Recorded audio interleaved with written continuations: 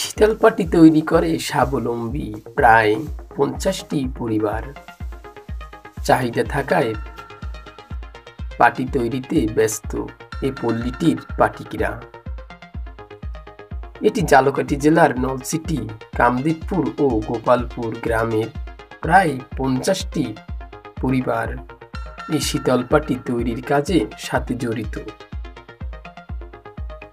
প্রতি বছর ফাল্গুন, চৈত্র, বৈশাখ, জ্যৈষ্ঠ মাসে পাটির চাহিদা বেড়ে যায় বহুগুণ।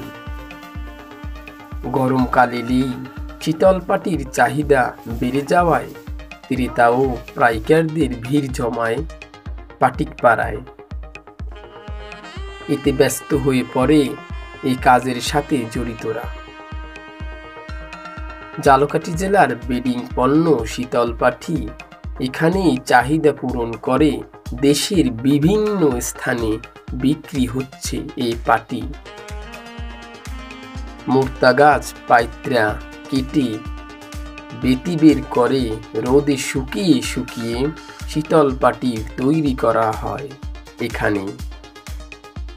শীতল পাটি নামক শুনলে বোঝা যায় এর উপরে শুয়েই গরম ঠান্ডা অনুভূত হওয়া যায়। একটা প্রচলনা রয়েছে এই পাটিতে। ঘরের বিছানায় চাদরের উপরে বিছিয়ে গরম মৌসুমে ঘুমানোর জন্য স্বস্তিদায়ক বলেও মনে করা হয় এই পাটিটিকে।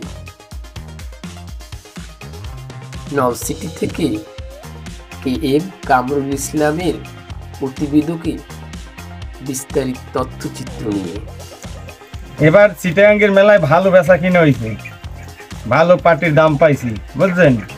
তারপর এই চিটাগাং, তারপর এই বক্সিবাজার, তারপর কক্সবাজার, তারপর এই ফেনী, কুমিল্লায়, তারপর এই বিভিন্ন জায়গায় আর কি পাইকার আছে। সিলেট, তারপরে আছে যাইয়া এই ব্রাহ্মণবাড়িয়া, নবীনগর, এবার বিভিন্ন জেলায় পাইকার আছে। এই পাটির দোকান আছে, আমরা পাটি দোকানে দোকানে পাইকারি দিয়ে আসি। আর বেচা কিনা কেমন?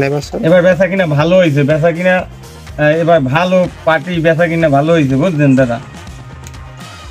বেচা কিনা ভালো হয়েছে, এবার বেচা কিনা সবাই বেচা কিনা ভালো। পাটি গরমে বুনাইতে পারতেছে না, এই কারণ পাটি পাইতেছি না পাইকারিতে।